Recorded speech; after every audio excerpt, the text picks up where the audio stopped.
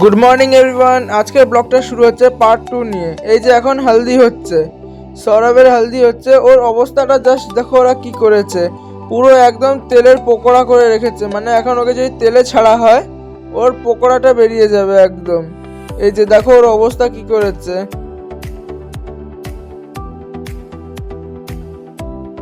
যারা যারা এখনো পার্ট 1 দেখোনি তারা যে এখনই দেখে আসো, ডিসক্রিপশনে লিংক আছে। সোনার বাংলা রিসর্টের ভেতরেই দেখি এত সুন্দর দৃশ্য।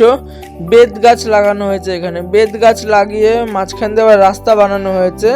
মানে সেই গ্রামের লুকটাকে নিয়ে আসা হয়েছে।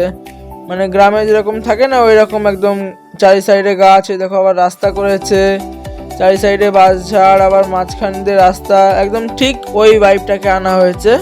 এটা হচ্ছে হোটেল সোনার বাংলার মানে প্লাস পয়েন্ট যেটাকে বলা হয় আর কি। চলো দেখা হচ্ছে একটু পরে।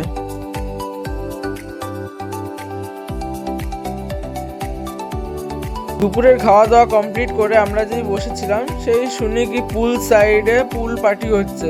ব্যাস আমরা চলে গেলাম একটু পুল পার্টি দেখার জন্য। এখন বাজে সন্ধ্যে 5:30। সন্ধ্যে 5:30টার সময় আমরা চলে যাই চা আড্ডাতে চা খেতে।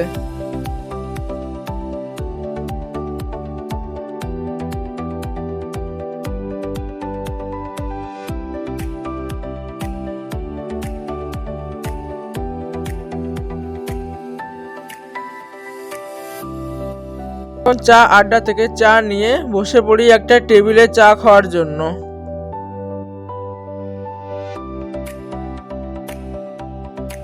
চা আড্ডা থেকে চা আর বিস্কুট নিয়ে আমরা বসে পড়ি, সাথে রয়েছে চা, বিস্কিট, একটু চানাচুর। চলো দেখা হচ্ছে চা খাওয়ার পরে। চাটা খেয়ে আমরা বেরিয়ে যাই। এখন বারাত বেরোবে, যার জন্য কিছু জিনিসপত্র সব গুছিয়ে দিতে।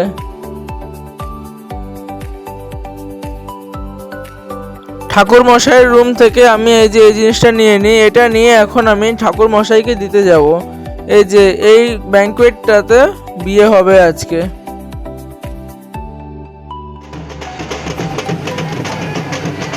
এই যে এখন বর বেরিয়ে যায় বিয়ে করার জন্য। আর বিয়েটা হবে ওই লঞ্চের মধ্যে, যেহেতু মেয়ে ছেলে উভয় সবাই এসছে, ওই জন্য ওখান থেকে এক সাইড থেকে আরেক সাইডে বরযাত্রী যাবে এরা বর নিয়ে।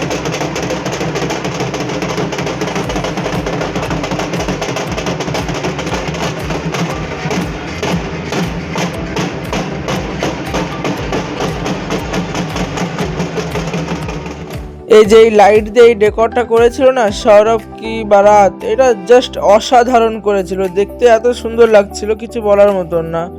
তারপরে আর কি বর বেরিয়ে যায় বিয়ে করার জন্য।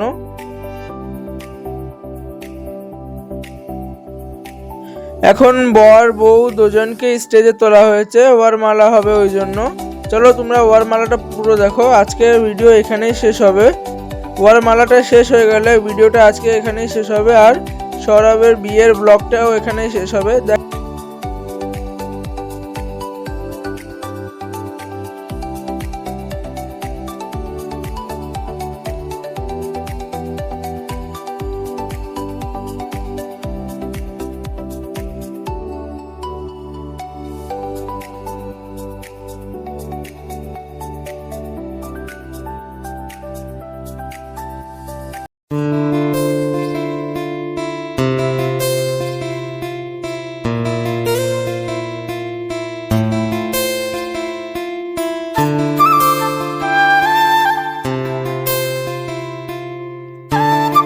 Good night everyone. আজকের ব্লগটা এখানেই শেষ করছি।